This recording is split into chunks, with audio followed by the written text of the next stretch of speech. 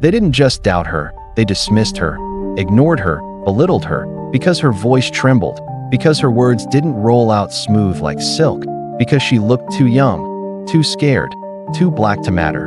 The courtroom was packed, not with justice, but with quiet judgment, and Nia Carter stood right in the center of it all, 17, thin. Uniform too tight because they couldn't afford another one.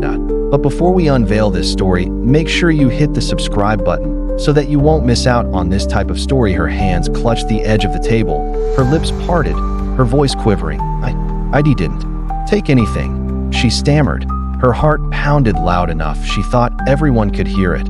Her eyes darted to the judge, Raymond Cole, white, gray-haired, old enough to know better, but smug enough not to care. He leaned back in his seat and chuckled. "Miss Carter," he said, condescension dripping like poison. "Are you confessing to a crime or just trying to pronounce a word?" The courtroom laughed. They laughed at her. The prosecutor smirked. The teacher who accused her, Miss Holloway, crossed her arms in satisfaction. No one cared that Nia was the top of her class. No one cared that she won the national science fair. All they saw was a poor black girl whose voice cracked under pressure. Nia's hands shook. She tried again, her voice collapsing under the weight of humiliation. I didn't steal." Before she could finish, the courtroom doors creaked open. A single pair of heels clicked in like a countdown. The sound silenced the whispers, turned heads, and froze laughter mid-throat. A woman entered, tall, dark-skinned, powerful in her stillness, wearing a jet-black tailored suit. Her braided hair pulled back with purpose. She didn't ask permission. She didn't need to. She walked to the front, stopped beside Nia, and stared directly at the judge. No fear in her eyes, only fire. The bailiff moved to stop her, until she handed him a card, a simple white business card with gold lettering. He read it, blinked, leaned toward Judge Cole, and whispered. The judge's smirk melted.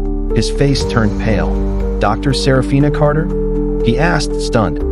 I wasn't aware you were her mother," she replied, cool and calm. And her legal representative. Her voice didn't shake. It commanded. Nia stared at her mother, eyes wide, breath shallow. "Mom, you didn't have to." "Yes," Serafina whispered. "I did." She opened her leather folder and placed 4 documents neatly on the table.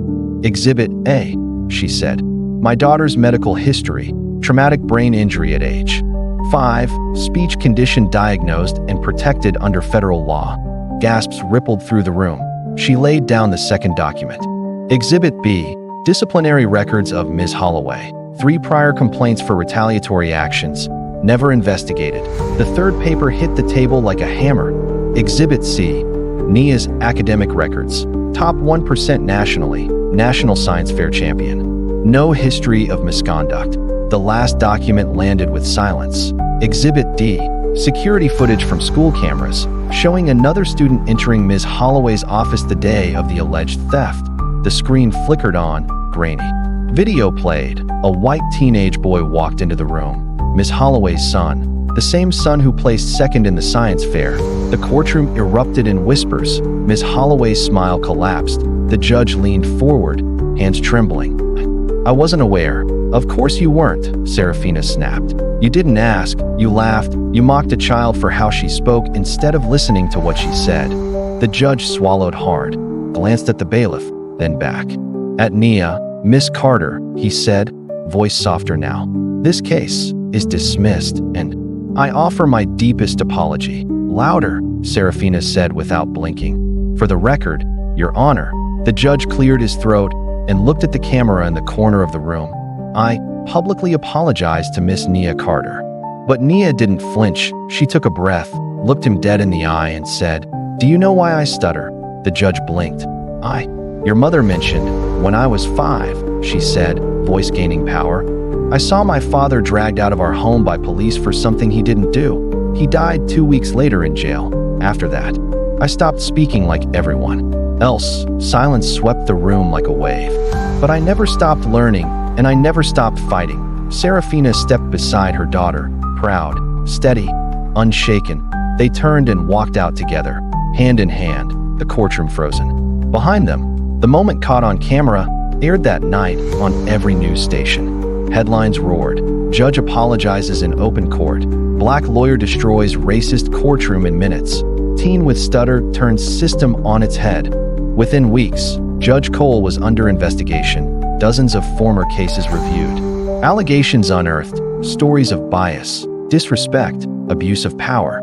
Swept under the rug for years, no longer hidden. Ms. Holloway was fired, license revoked, her son transferred. Nia received letters from Ivy League schools, but Harvard sent a full ride. No interview required. 6 months later, Nia stood at a podium in Washington, D.C., speaking at a national conference on education and equity. Her speech was televised, raw, brave, stutter and all. Behind her, a plaque shined under the lights. The law speaks for the voiceless, when the voiceless refuse to be silent. And below it, her name, Nia Carter, and a quote etched in gold. I may stutter, but I never stutter. When I stand for truth, the judge who once laughed at her, now forgotten, but the girl he tried to humiliate? Unforgettable, she didn't just speak that day. She roared, and the world listened.